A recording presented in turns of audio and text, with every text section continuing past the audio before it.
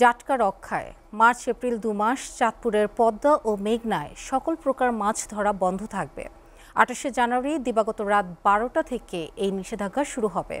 এ সময় জেলার প্রায় অর্ধ লাখ জেলে বেকার হয়ে পড়বে।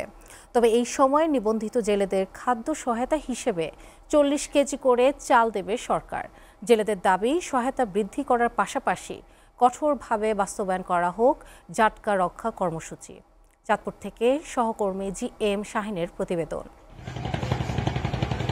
পদ্মা মেঘনা নদীর অভয়াশ্রম এলাকা চাঁদপুরের মতলব উত্তর উপজেলার ষাটনল থেকে হাইমচর উপজেলার চরভৈরবী পর্যন্ত প্রায় 70 কিলোমিটার দীর্ঘ। জাতীয় মাছ ইলিশ সম্পদ রক্ষায় জাটকা নিধন প্রতিরোধের আওতায় নিষেধাজ্ঞার কারণে বন্ধ থাকবে সকল জাল দিয়ে মাছ ধরা। এই সময় জাটকা ইলিশ পরিবহন, বাজারজাত ও মজুতও নিষিদ্ধ থাকবে।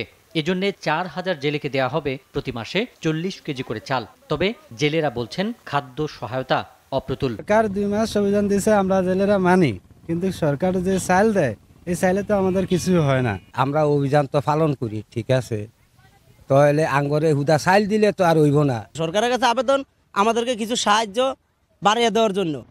এই কার্যক্রম বাস্তবায়নে জেলা টাস্কফোর্সের মাধ্যমে জেলা প্রশাসন, নৌপুলিশ, কোস্টগার্ড, নৌবাহিনী ও মৎস্য বিভাগ যৌথভাবে 2 মাস নিয়মিত নদীতে অভিযান পরিচালনা করবে। যদিও অভিযান 2 মাস, কিন্তু তারা চাল পাবে 4 মাসে এবং প্রতি মাসে 40 কেজি হারে।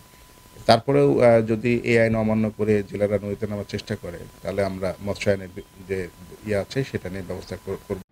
চাঁদপুর ছাড়াও শরীয়তপুর, লক্ষ্মীপুর, বরিশাল, ভোলার পদ্মা, মেঘনা সহ দেশের 6টি নদী অঞ্চলে মার্চ এপ্রিল অভয়াশ্রম কর্মসূচি বাস্তবায়ন করা হবে। SA TV news desk.